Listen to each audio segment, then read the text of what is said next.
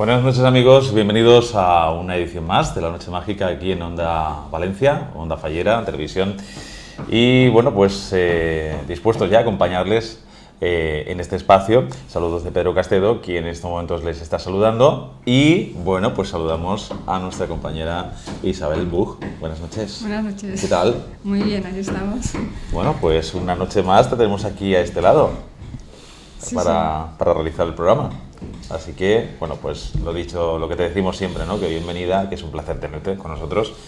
Y bueno, pues ya próximamente volveremos a tener también a José Miguel por aquí en el programa. Vamos a presentar a nuestro invitado, si te parece. Perfecto, sí. Muy bien, pues tenemos hoy a un invitado muy especial, que es escritor, filósofo, pedagogo. Él se llama Sesha, creo que lo he dicho bien, lo he pronunciado bien. Sí, perfectamente. Muy bien, pues bienvenido. Muchas gracias. Nos gusta siempre que nuestros invitados pues hablen un poquito de ellos antes de iniciar la entrevista, que se expresen un poquito, que digan cuál es su trayectoria, en fin, lo que tú quieras. Ahí están las cámaras de nuestro programa a tu completa disposición. Gracias. De profesión soy ingeniero, pero la vida me llevó a filosofar. Así que estudié filosofías orientales. Con el tiempo tuve la oportunidad de plasmar muchas de las ideas y las inquietudes en libros. Me hice escritor. Y de allí pasé a ser conferencista internacional. He viajado por muchos lugares, dictado miles de seminarios, conferencias, cursos, talleres, intentando expresar, intentando comunicar las vivencias personales de las propias reflexiones interiores y personales. Muy bien, muy interesante todo ello. Y bueno, pues es el sendero en lo que vamos avanzando. Somos en principio una cosa y vamos avanzando, vamos construyendo. Y bueno, pues son cosas interesantísimas que la vida nos lleva a hacer más de una cosa, ¿no? Y eso está siempre muy bien, construir cada día. Bien, pues Isabel, cuando tú quieras. Bueno, primero el nombre de Sesha, un poquito, ¿por qué Sesha? Sesha es una figura simbólica que hace parte de la mitología oriental. Tiene que ver con la estirpe de las serpientes, de las sierpes, como símbolo básico de transmisión del conocimiento. Y ahí entonces que Sesha es un elemento simbólico que imprime básicamente la faceta que más hago, que es transmitir el saber, transmitir el conocimiento, transmitir las reflexiones de la disquisición interior acerca de lo que es la práctica meditativa y la búsqueda de lo real. Básicamente es eso. Y qué interesante eso de la búsqueda de lo real. Me ha llegado de una forma especial.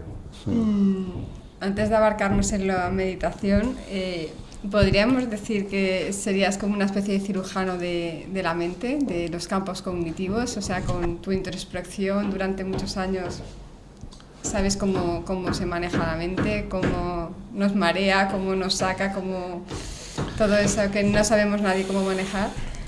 Mira, desde siempre, cuando observaba el mundo desde muy pequeño,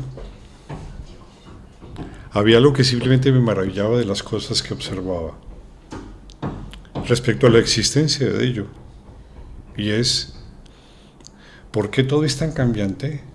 ¿Por qué las cosas que percibimos y observamos se transforman? ¿Por qué las cosas que son dejan de ser? ¿Y qué es aquello que no deja de ser? Aquello que es permanente, aquello que es estable. Y desde siempre busqué lo real.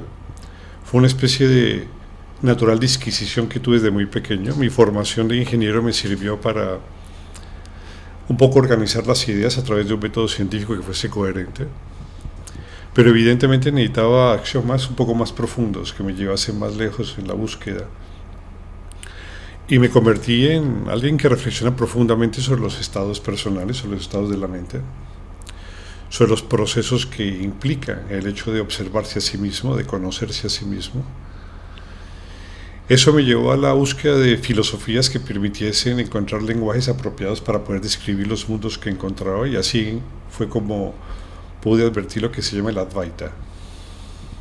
¿Y qué es eso de el Advaita, la filosofía? El Advaita es un sistema de pensamiento que tiende a bien estudiar básicamente la naturaleza de la conciencia y la naturaleza de la atención. Hay quienes estudian la materia, otros estudian las fuerzas de la materia, hay quienes estudian el comportamiento humano, quienes estudian disquisiciones filosóficas. El Advaita se centró básicamente en una vertiente, es la de la atención, cómo se produce la atención, qué es la atención, cómo se genera la cognición, cuál es el proceso que se advierte a nivel interior cuando estamos percibiendo los objetos y cómo gracias a una atención especial o a una atención eficiente podemos advertir aquello que es lo real. ¿Y qué es o para qué serviría la meditación? La meditación es una actividad que imprime un tipo de atención especial. Nosotros, por ejemplo, estamos acostumbrados a atender los objetos externos, árboles, colores, personas, sensaciones visuales, olfativas, gustativas. Podemos posar la atención en esos objetos de tal manera que podamos conocerlos, vemos su existencia, notamos su realidad. También podemos posarnos en nuestro mundo interior, podemos describir y reconocer objetos mentales, ideas, emociones, sentimientos, pasiones. Y en eso hemos sido en Occidente bastante diestros, pero las filosofías orientales tienen un posicionamiento que va inclusive más lejos de estas convicciones y es poder situar la atención sobre la atención misma. Si la atención sirve para conocer, la mejor forma de conocer la atención es que la atención la atienda. Y ese mecanismo básico es lo que llamamos meditación. Es tremendo, ¿eh? Ahora, después de haber dicho todo esto, ¿podrías discernir un poco o explicar qué es meditación externa e interna? Porque dicen meditación, a meditar, pero ¿diferencias meditación externa e interna? Sí. Mira, hay una serie de protocolos que determinan que un objeto conocido cobre realmente relevancia. Por ejemplo, si nosotros atendemos los objetos y situamos la atención sobre ellos, nos desplazamos y proyectamos la atención, podemos observar y reconocer el objeto con más intensidad y con más claridad. La capacidad de poder sostenernos sobre los objetos externos y proyectarnos en ellos continuamente como lo hacen los niños, que constantemente están atentos y vislumbrando lo que está aconteciendo sin importar cuál sea el encadenamiento de objetos externos. Entonces produce lo que llamaríamos una incipiente práctica que llevaría posteriormente a la meditación externa. De igual manera, cuando podemos sustraernos en nuestro interior y podemos ir lo más atrás que podamos, cuando tratas de absorberte en ti y ir lo más atrás que puedes hacer de ti misma para poder conocerte, cuando intentas abrir todas las puertas de tu interioridad y vas a la última que está más atrás, entonces tienes la vivencia de una especie de vacuidad interior maravillosa, en donde tienes la posibilidad de situar la atención en ese lugar y sirve de prolegómeno a lo que se llama la práctica meditativa interior. Y ahí entonces que colocando la atención convenientemente fuera o convenientemente adentro, puedes realmente llegar a un tipo de meditación específica. Enseñas, porque yo he estado en un internado de él, he tenido el honor y la alegría, no sé cómo expresarlo, de poder vivir esto que le estoy preguntando. Y entonces te das cuenta que cuando estás en las prácticas, discernir cuándo se está pensando, cuándo se está fantaseando y pensar que te estás meditando y estás fantaseando y cómo te estás yendo y no estás en donde estás y crees que estás donde estás pero no estás, ¿no? Entonces, explícanos un poco la práctica que tú explicas para que puedan entender. Actualmente la atención de la mayoría de las personas es muy caótica, es muy momentánea. Se desplaza muy fácilmente de un objeto a otro, de una situación a otra, ya sea del mundo externo o respecto al mundo interno. Nuestra atención es fugaz, como lo es el lenguaje, donde la atención a través de procesos gramaticales se posa en una sílaba, en una consonante, una vocal y luego en otra, y luego en otra. Nuestra atención tiene la capacidad de ser muy válida, pero muy momentánea. De tal manera que cuando tú cierras los ojos normalmente, te ves inmersa en una especie de caos, una especie de vorágine, en donde La atención posa espontáneamente y sin control alguna a tu cuerpo, a los objetos externos, a tus sentimientos, a tus emociones, a recuerdos, algunos insípidos, algunos válidos. Empiezas a merodear en lugares en donde nunca has estado y no puedes controlar en absoluto hacia dónde se dirija ella. La mente es profundamente caótica porque nuestra atención está profundamente segmentada. Lo que buscamos a través de la práctica interna es un sitio interior que sirva de primer peldaño a procesos mucho más profundos y que nos lleven a ser experimentadores de los procesos personales, de tal manera que podamos observar todo pensamiento que nace, toda emoción que surge en la mente humana. Si tú te metes en un Fórmula 1, te sentirás encajonado y sin poder moverte hacia ningún sitio, excepto los brazos para poder conducir. Si te metes correctamente en tu mundo interior, quedarás encajonado en un sitio que puedes percibir una vacuidad total y ver que el único sitio por donde pueden llegar a aparecer los pensamientos es al frente de ti, jamás por los lados ni por atrás. La fantasía, la imaginación, los pensamientos vienen por cualquier sitio, pero cuando encuentras un lugar interior suficientemente presencial, coherente, eres capaz de situarte en un lugar totalmente enclavado de ti misma, de tal manera que lo que percibas sea una especie de continua vacuidad, un vacío carente de historia personal, totalmente vivo y totalmente real. Ese es el prolegómeno, los primeros pasos, los primeros peldaños a la práctica meditativa. Entonces verás nacer pensamientos, sentimientos, emociones. Todo lo que veas nacer es producto de la historia, pero el perceptor de aquello siempre es estable y firme. Entonces, el concepto de meditación, de los mantras, toda esta historia que creo que nos saca un poco fuera de realmente de nosotros, porque es otra cosa, otra manera externa de cómo irnos y no estar dentro, ¿no? Porque si hay que poner incienso, si hay que escuchar un mantra, si hay que hacer esta posición y toda esta serie de cosas que han venido de Occidente o de Oriente, pero que muchas veces, ¿no?, nos pierden. Sí. Pueden llegar a distraer, ¿no?, de lo que realmente... Sí. Es que muchas veces ante el caos, lo más fácil es buscar objetos que puedas seguir mentalmente, como la respiración, luces, colores, sensaciones internas. Pero si tú te colocas en la respiración, notas que la respiración tiene un ritmo y un flujo, entonces implica cambio. Los colores, las sensaciones físicas que tengas, las sensaciones energéticas que poseas también van moviendo, se van rotando. Al final entonces el movimiento es menor, pero es movimiento. Nosotros lo que intentamos es, a través de una actitud profundamente ecuánime, natural, presencial, encontrar un lugar interior, que sea una especie de cueva, una especie de lugar secreto, silencioso. Lugar seguro, ¿no? Un lugar seguro. Es como estar tan atrás en la pared, cerca de la pared asentada, que no puedes irte más atrás. Un lugar donde no haya posibilidad de estar más atrás y del cual puedas observar todo hacia el frente. Ese lugar se adquiere cuando tú estás presente, cuando estás ecuánime, cuando estás equilibrada en tus procesos personales. Cuando llegas y caes en ese sitio, cuando caes de pie en ese lugar, lo primero que has de advertir es la inmensidad de un vacío. Y en ese vacío podrán aparecer algunas veces algunos pensamientos, se irán, se modificarán, pero siempre quedará ese perceptor y ese vacío cuando lo logras. Ese es un primer peldaño, eso no es la práctica meditativa, pero son los primeros inicios, los prolegómenos a lo que realmente buscamos. Allí podrás ver entonces todo pensamiento nacer y todo pensamiento morir. Y allí habrá quietud. Lo más interesante y lo más mágico de este proceso es que encontrarás un mundo interior carente de agitación. Aunque sea poca, es carente de poca agitación, es totalmente quieto, silencioso, afable, ecuánime, inmenso e ilimitado. ¿Es lo que llamaríamos paz interior? Es muy cercano a lo que se llama la paz interior, sí. Que hablan los místicos también. Exactamente, sí.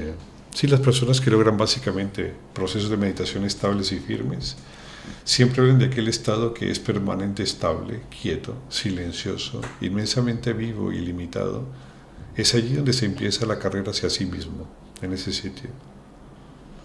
Y allí entraría en los místicos, por ejemplo, la fe, cuando hablan de su devoción al amado, a Dios, Sí. En el caso de los místicos, ellos lo que hacen es sumergirse en un sitio en donde gracias a la devoción, en vez de interpretar la vacuidad como silencio, la interpretan como amor, como bienaventuranza, como la fuerza de la creación de la divinidad que impone eso a quien lo puede observar. Y lo que hacen es volcarse a ello. Nosotros, específicamente a través de la práctica meditativa interior, que no es un proceso místico como el que lo realizo yo, lo que buscamos es un proceso de atención más que de devoción. Pero el devoto llega exactamente a las mismas condiciones bajo las mismas circunstancias. ¿Sí? Entonces, el significado concreto de, por ejemplo, de estar atentos y presentes para que se entienda, por ejemplo, en la vida diaria, por ejemplo. Si tú estás aquí conmigo, estar correctamente atenta y tener una atención eficiente implica que en este instante, mientras tú me percibes, no haya nada más inhibitorio de esta actividad. Si vienes recuerdos, si sientes inquietudes, si sientes miedos que no hacen parte de este instante, entonces no estás en el presente. Estás en el presente cuando tu atención se volca específicamente a lo que hay en este momento, cuando todo lo demás se desecha, cuando todo lo demás es innecesario y no se percibe. Entonces tú al volcarte en mí, te conviertes en lo que yo soy, porque tú me atiendes y te concentras de tal manera que entonces yo soy lo que existe. Eso es una atención eficiente. Por eso el primer paso de una atención eficiente es lo que tú llamas comúnmente concentración. Cuando una persona se concentra, lo que hace es volcarse totalmente en los objetos, inhibiendo eventos que son innecesarios atender. Hoy en día, imagino que mucha gente también lo tendrá un poco complicado, ¿no? Llegar a ese punto. Sí. Con todo el movimiento que hay, con todo ese estrés, ese Sí. no parar. Sí, eso es cierto. ¿Hay alguna Pero recomendación especial? hay una serie de ambientaciones que permiten retomar justamente la quietud. Por ejemplo, cuando tienes que estudiar, cuando tienes que aprender, cuando tienes que conocer y lo que se imparte está lleno de sorpresa, o está contemplándose en el asombro, o cuando hay novedad, o cuando simplemente tú adviertes una actividad y estás forjando ella a través de tu habilidad propia, tus dones personales, tus talentos. Entonces logras estar mucho más atento. Por eso inculcar pedagógicamente a las personas a través de sus talentos, a través de la sorpresa, los dones, el juego, inclusive el humor, convierte un acto en acto presencial, porque erradica lo innecesario de ese instante y produce mayor aprendizaje. Muy bien. Pues nosotros, ya saben ustedes que nos tenemos que marchar a publicidad, pero que volvemos enseguida aquí en La Noche Mágica, en Onda Valencia Televisión. No se marchen, hasta ahora mismo.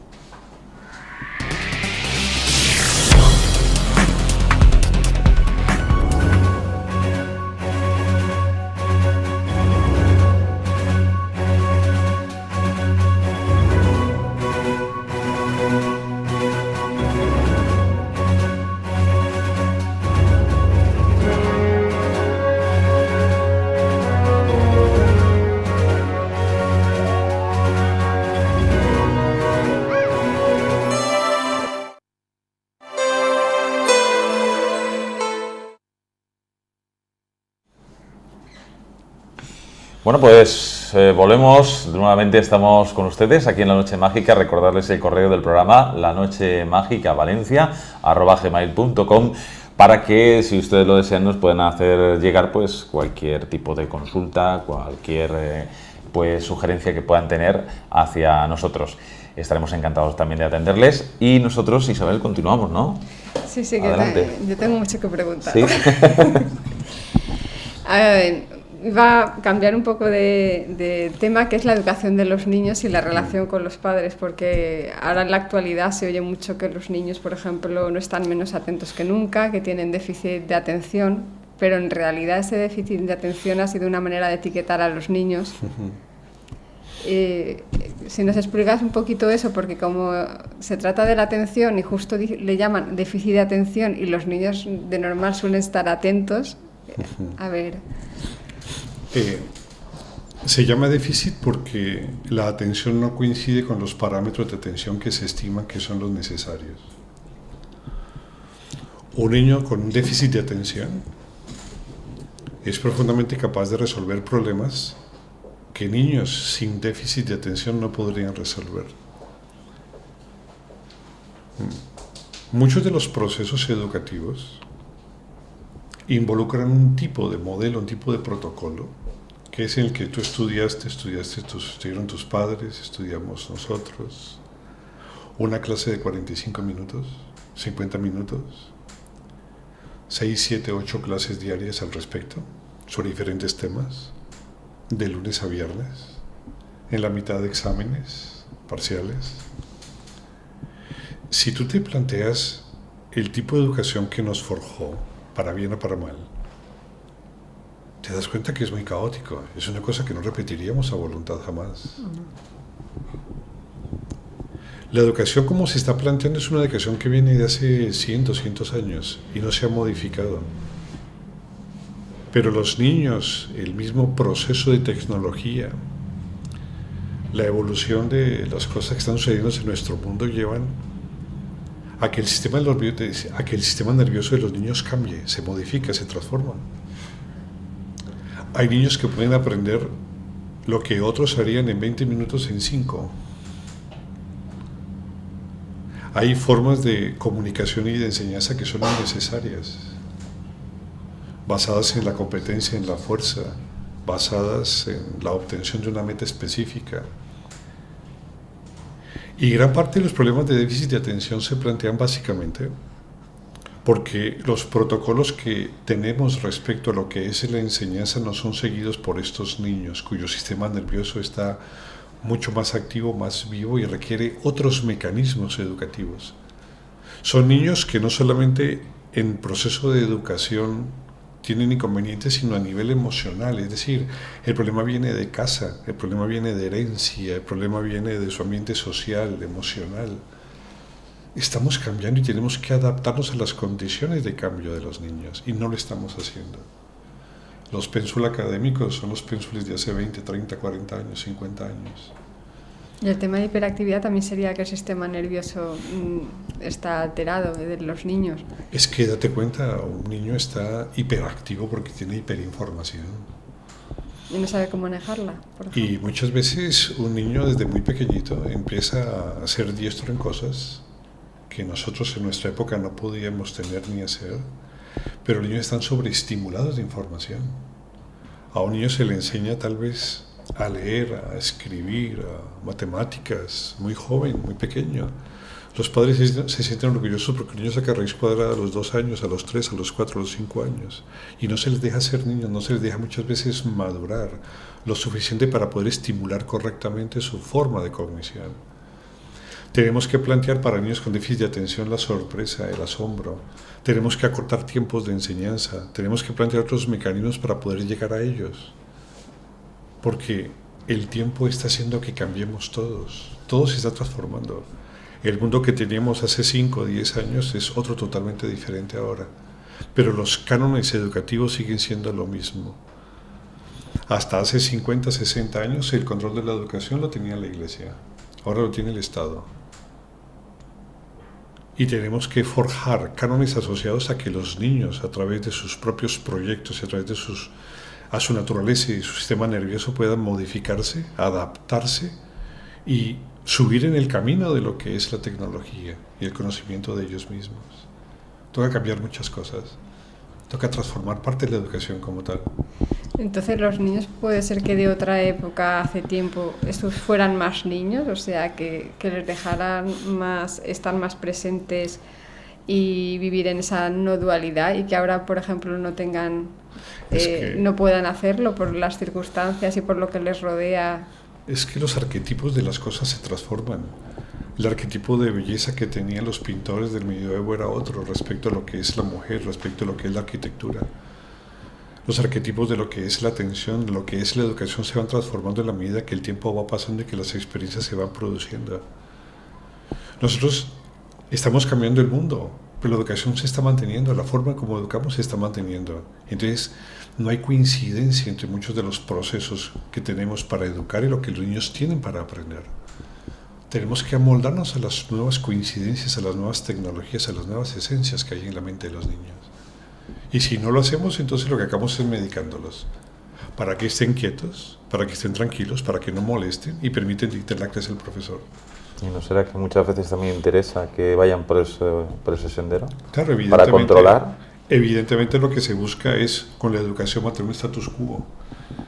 Lo que busca la educación actualmente es educir un status quo, no es desarrollar la atención, sino mantener un status quo. Ahí es donde iba yo.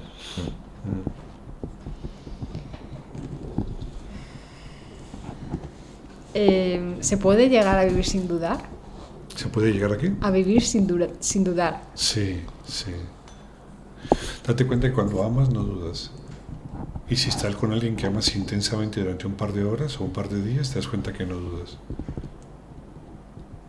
Porque la certeza que lleva el amor te lleva a no dudar de aquello que haces ni aquello que sientes. Plantear un proceso de certidumbre constante es posible para un ser humano, en su vida cotidiana o también, por ejemplo, a través del amor. Y como cada uno llama amor, entre comillas, muchas cosas, ¿qué tipo de amor estamos hablando? Sí. El amor es una actividad que integra al amado con el amante. La capacidad más intensa que posee el amor es la entrega. La fuerza del amor implica entregarse a aquello que se ama de tal manera que te olvidas de ti mismo. La renuncia a tu propia voluntad en el amor y la entrega a aquello que se ama es el sumum bonum de lo que es el amor.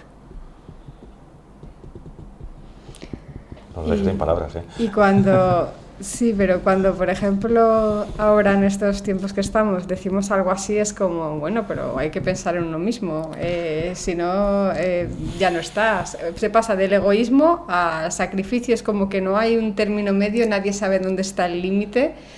Claro, pues es el juego del sentimiento. Entonces lo que hacemos es negociar. En las parejas negociamos, en las relaciones negociamos. Pero más allá de cualquier negociación que hacemos en que tú me das algo y yo recibo otra cosa a cambio de ello, siempre está la necesidad de vertirte en algo, de perderte en algo, de saltar un abismo. Ese abismo que no sabemos qué es, pero que intuimos, es la entrega. Eso es realmente el amor. Una pregunta que se me ha ocurrido a mí. ¿De dónde nace la sabiduría?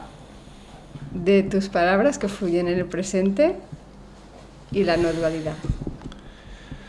No tengo preparado guión a tus preguntas, como bien sabes. Lo sé perfectamente. No tengo preparado guión, no. Es como un resorte. Los griegos le llamaban mayéutica, que es el método socrático de educación por excelencia, la mayéutica. Sócrates, que era un personaje muy especial, tenía un don maravilloso. Era capaz de mantener durante una noche entera la hilación de una idea y entretejer bajo un solo concepto innumerables elementos. Cuando tú te sumerges en un solo concepto, le permites entrar a ti mismo. No bloqueas la condición de querer responderlo de alguna manera especial, sino que le permites que conviva en ti. La propia pregunta detona una respuesta que muchas veces tú mismo desconoces, que a ti mismo te sorprende, que para ti inclusive es totalmente novedosa. Esa capacidad mayéutica de aprender a través de cosas que desconoces por el solo hecho que detonen en ti a través de las preguntas, las propias respuestas, se da cuando simplemente contestas sin el esfuerzo de querer llegar a una meta cuando lo haces. Porque no son mis respuestas las que aparecen, son tus preguntas las que nacen. Y esas son las que detonan en mí una respuesta específica. Lo que hago simplemente es permitir que eso suceda. No intervengo. Tenemos que aprender a no intervenir. Es lo que iba a preguntar un poco ahora, ¿no? Que es fluir de forma espontánea, hacer sin hacer. Sí. O, por ejemplo, actuar sin quien actúe, ¿no? ¿Has visto que cuando estás concentrada, leyendo un libro o viendo una película, o cuando haces un deporte, o estás cocinando, específicamente cuando estás concentrada, en cualquier evento que sea cualquiera que sea, ¿te has dado cuenta que mientras estás concentrada y estás profundamente concentrada, haces la acción por la acción y no por el resultado de la acción? Sí. ¿Entiendes lo que te digo? Siempre que estás concentrada, Realizas la acción por la acción y nunca por el resultado de la acción. No piensas jamás en el resultado de la acción. Haces la acción por sí misma. No encontrarás jamás a una persona triste que esté concentrada. Toda persona que está concentrada no puede estar triste. No hay ninguna persona que está absorta en la concentración y a la vez esté triste. No se puede. Son antagónicas esas dos condiciones. Pero aparte, si estás concentrada de tal manera que no te das cuenta que tú estás allí. Es decir, tú siempre te encuentras cuando pierdes la concentración, nunca mientras estás durante ella. ¿Has notado lo simpático que es que mientras estés concentrada, declinas nunca en primera persona, sino siempre en infinitivo? Es decir, nunca eres propietaria de la acción. ¿Lo has notado? Sí. Por lo tanto, cuando estás concentrada, realizas la acción sin quien la realice y la realizas por la acción y no por su resultado. Si lograses hacer este tipo de situación, es decir, estar concentrada en cada pequeña cosa que haces, si estuviese lo suficientemente atento para lograrla, entonces harías la acción sin hacerla. Y sin hacerla la harías.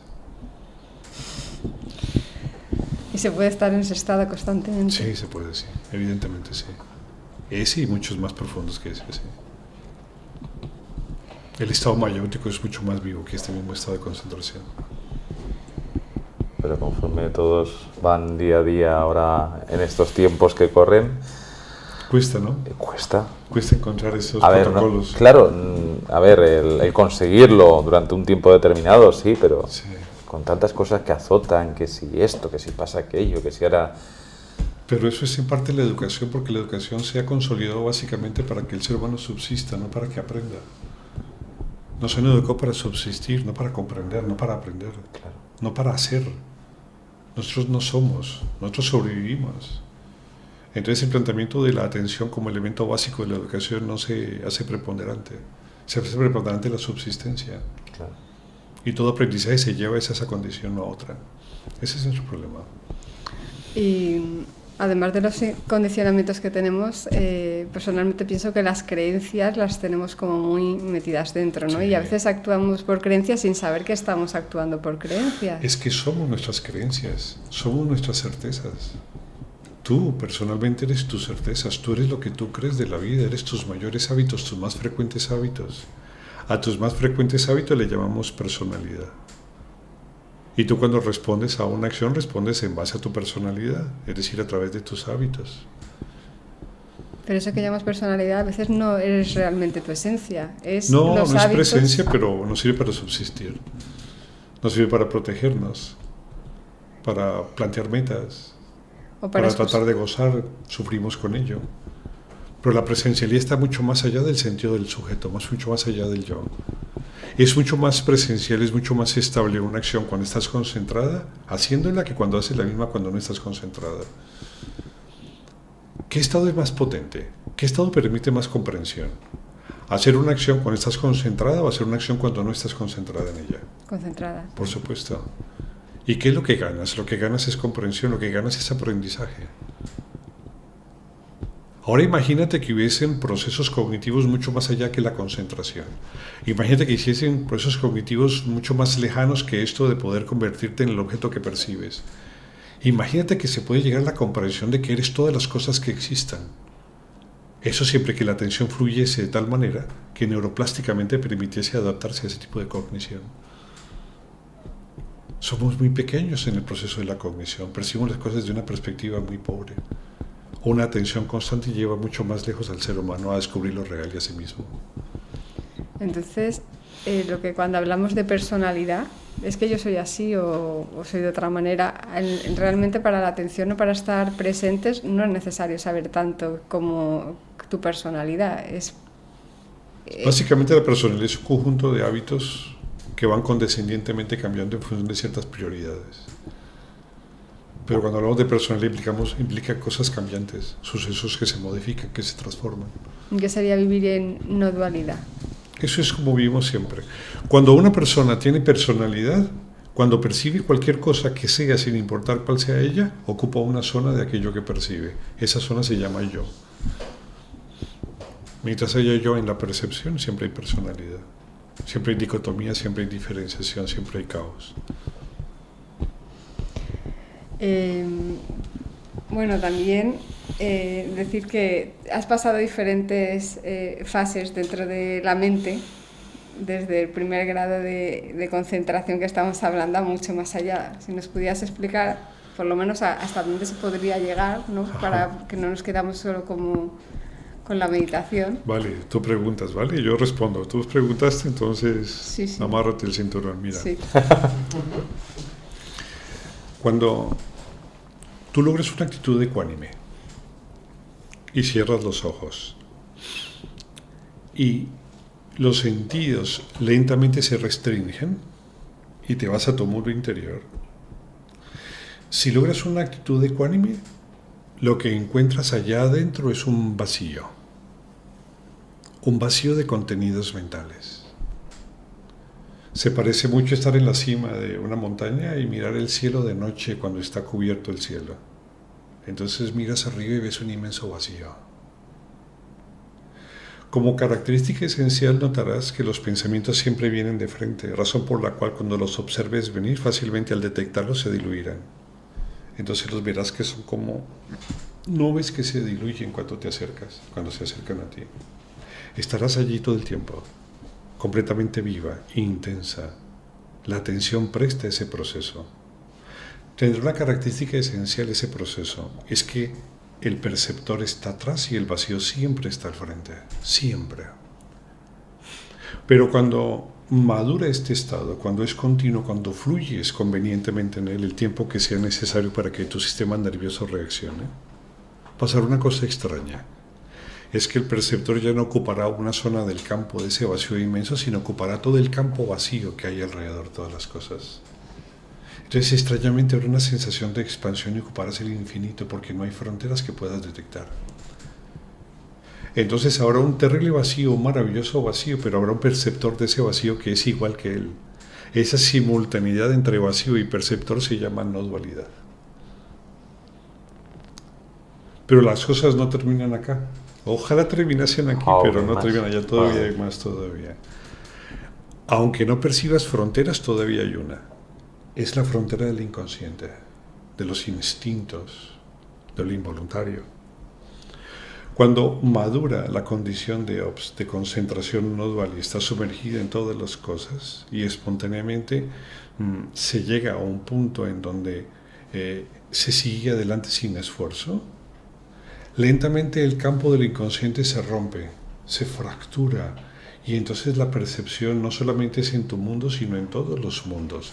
A esa percepción en todos los mundos, en donde hay simultaneidad en todo lo existente, eso le llamamos meditación. Eso es meditar. Tremendo. Bueno, pues con vuestro permiso, lo dejamos un momentito aquí. Volvemos enseguida, después de unos minutos de publicidad. No se marchen, aquí continuamos en Onda Valencia, la noche mágica, Onda Fallera Televisión, no lo olviden. Continuamos enseguida.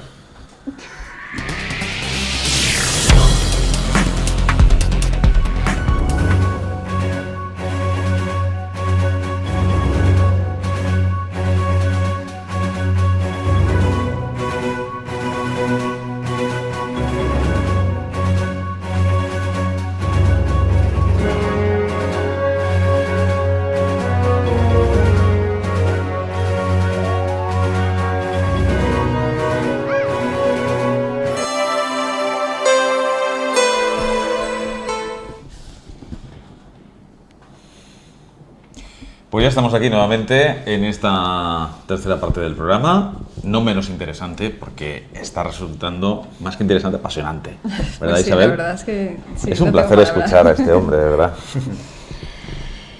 ¿Qué vale más, las acciones que realizamos o las actitudes que ponemos cuando realizamos? Por ejemplo, con algún ejemplo, poner algún ejemplo para que quede más... Yo creo que la acción no vale por sí, vale la actitud asociada a la acción. De nada te sirve ayudar al mundo si lo que estás haciendo es intentando perdonarte a través de esa acción. De nada te sirve ser bueno si lo que estás intentando es calmar tu culpa o tu miedo. La actitud es muy importante y es más importante que la acción en sí.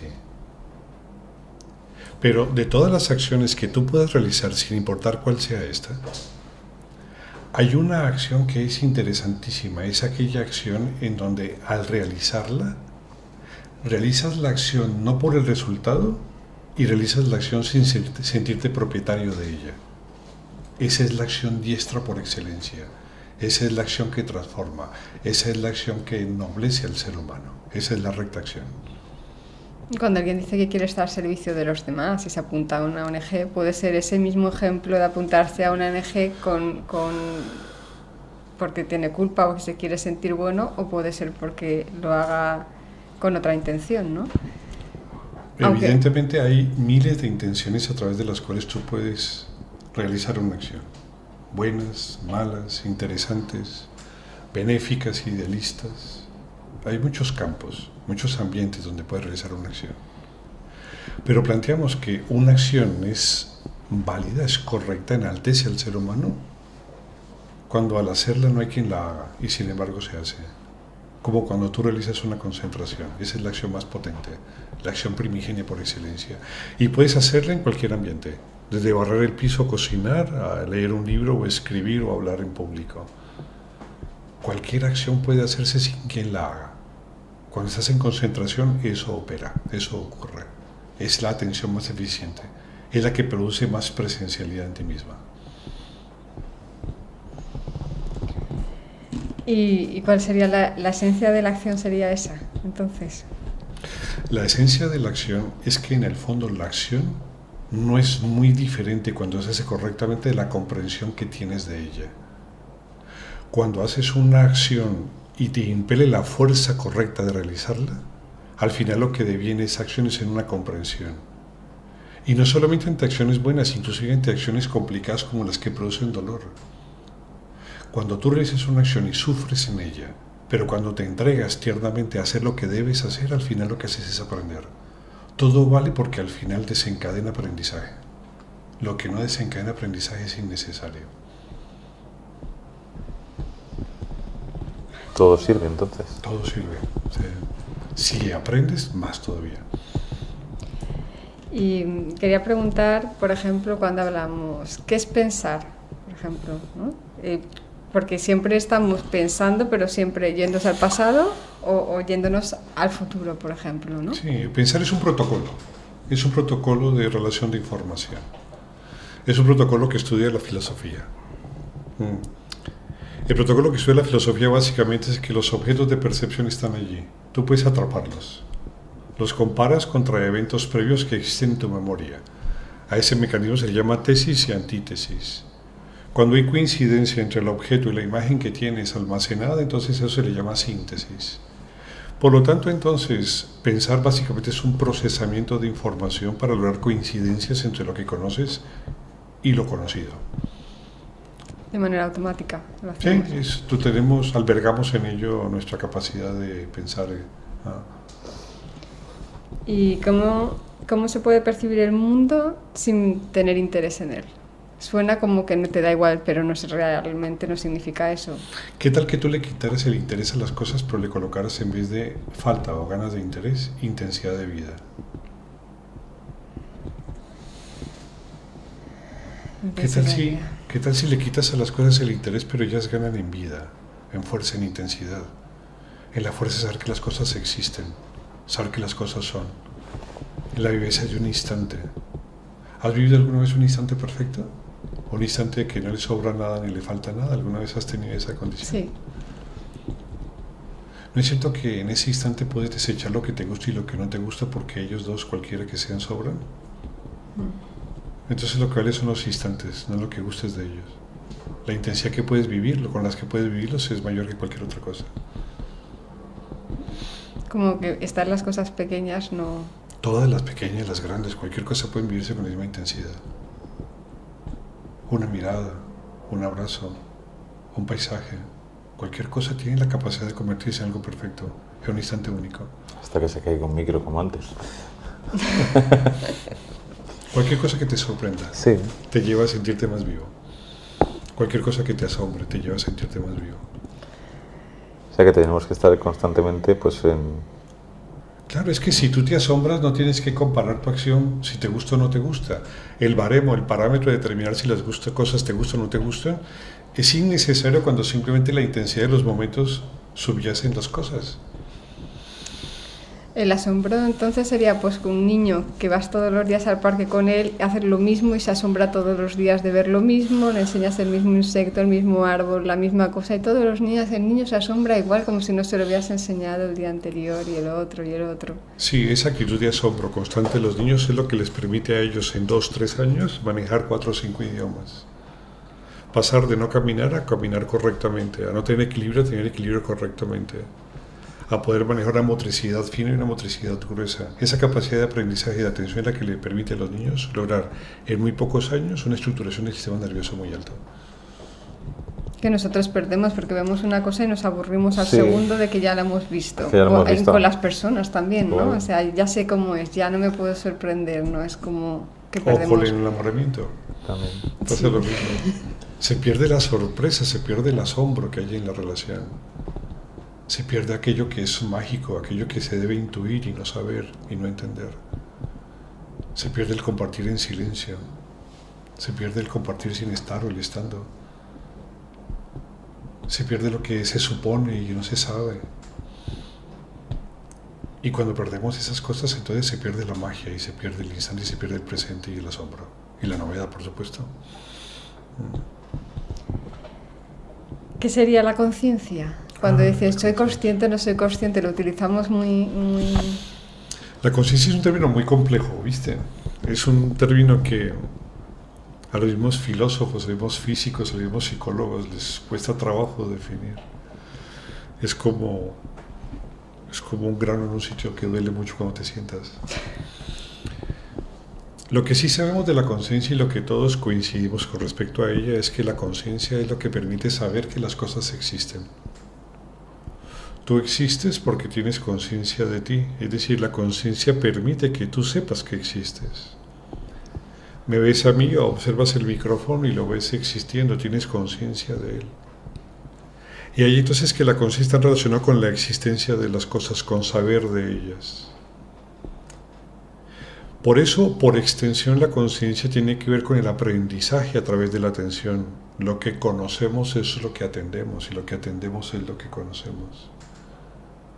Por esa razón, cuando tú reestructuras la naturaleza de la atención, la revaloras, puedes abordar el concepto de la existencia de las cosas y acercarte a cosas mucho más reales o establecer cánones o pautas, protocolos sobre la realidad de las cosas. La conciencia tiene que ver con lo que existe, con el saber que las cosas son y con la fuerza que hay en el aprendizaje para poder reconocerlas. Eso es la conciencia.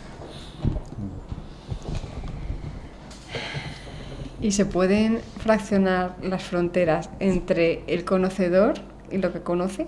Normalmente están fraccionadas. En la mayoría de las personas, en el 99.99% de las personas, las fronteras entre conocedor y conocido están fraccionadas. Por ejemplo, este micrófono es diferente de ti. ¿Sí? Esto que cubre la mesa es diferente de ti. Tu vestido es tuyo, pero es un objeto diferente de lo que tú eres. Siempre hay un fraccionamiento. En él nacemos, desafortunadamente, y en él moriremos la mayoría de las personas. Este fraccionamiento, que es continuo, se le llama dualidad. Dualidad es el entorno cognitivo donde vivimos, donde nacemos y donde morimos. La pregunta es si la dualidad es el estado común y frecuente del ser humano. Sí, que si hay otros, también. La concentración es el primer síntoma de que la mente puede reestructurar su cognición y erradicar el sentido de perceptor de la cognición. Esa facultad maravillosa que posee la concentración, por eso la hace tan necesaria, tan interesante. Y por eso mejora la capacidad de aprendizaje y la eficiencia en el proceso y en los protocolos de funcionamiento de la mente.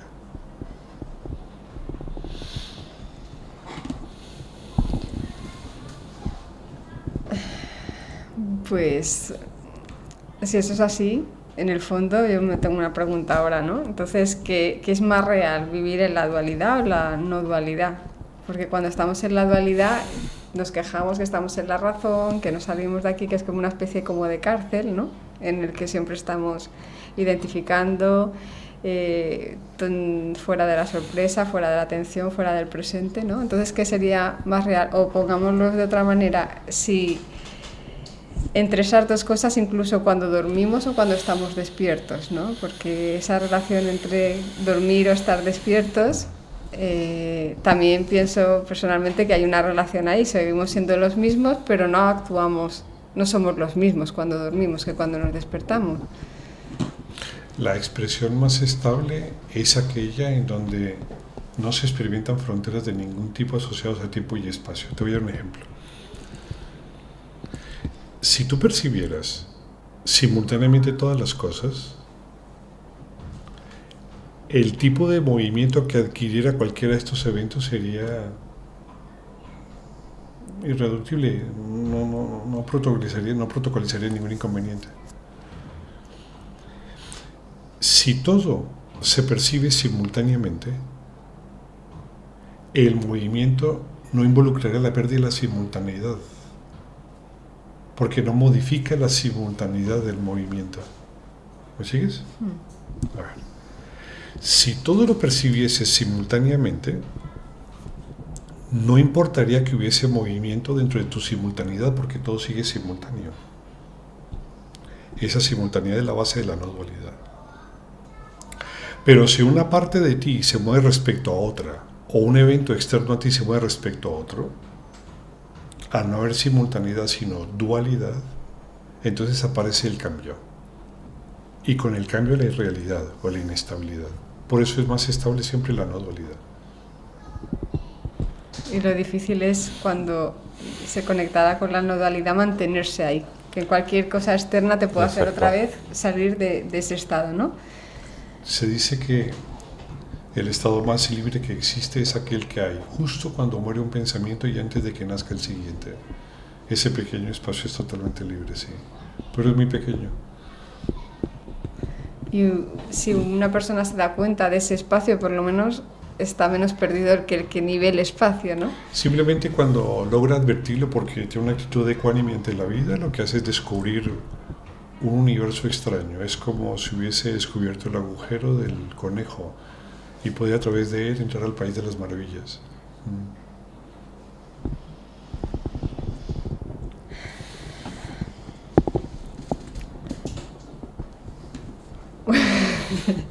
Tu pregunta, tranquilo. Tu pregunta, que es que aquí de vez en cuando nos hacen señales que se nos va un poquito, pero tú tranquila.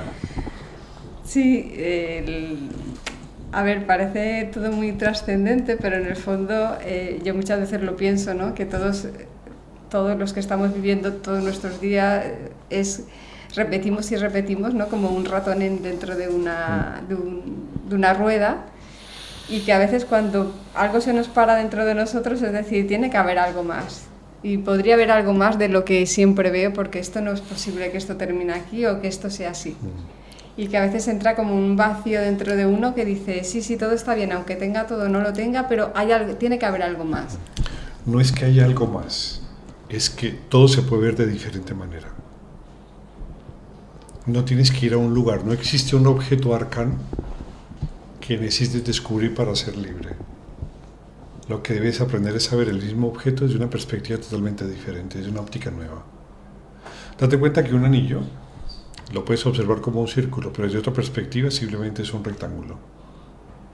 Lo que toca cambiar es una nueva perspectiva de la percepción, más atenta, más eficiente. Puede ser que estamos tan imbuidos en afuera que esto de mirar dentro es como que a veces hasta puede dar hasta miedo o respeto, ¿no? Esa es la maravilla de investigar, aprender a saber qué encuentras adentro y aceptarlo o no. Pues bien, yo creo que, Isabel, estaríamos aquí pues mucho más tiempo, pero ya sabes que precisamente en la televisión sí, el tiempo es el que manda y bueno, pues decir pues que ha sido un placer tenerte gracias con nosotros, que antes de finalizar, pues si quieres, no sé, algo que quieras decir a la gente que nos está viendo, algo que a nosotros se nos ha podido pasar y que consideras importante. Simplemente mostrarles que la vida misma tiene un bagaje diferente cuando logramos atenderla con profundidad. y que muchas de las cosas sencillas cobran una postura, cobran una inmensidad diferente cuando se las observa desde la simpleza del instante donde ellas son. Aprender a vivir con esa sencillez pues tiene la importancia de convertir las cosas sencillas en importantes. Espero que la atención de ustedes les lleve a eso, a descubrir esas circunstancias. Muchísimas gracias. Lo único es que no hemos dicho que hay una página web y, Pues adelante. Sí. y que tiene un montón de libros muy interesantes para introspeccionar en uno mismo y sería interesante que quedara en algún sitio la página web y el contacto para que puedan la persona que le llame interiormente. Pues que lo comente en este momento, claro que sí. La página web es vedanta.advaita.com. Allí pueden encontrar información al respecto. Vedanta es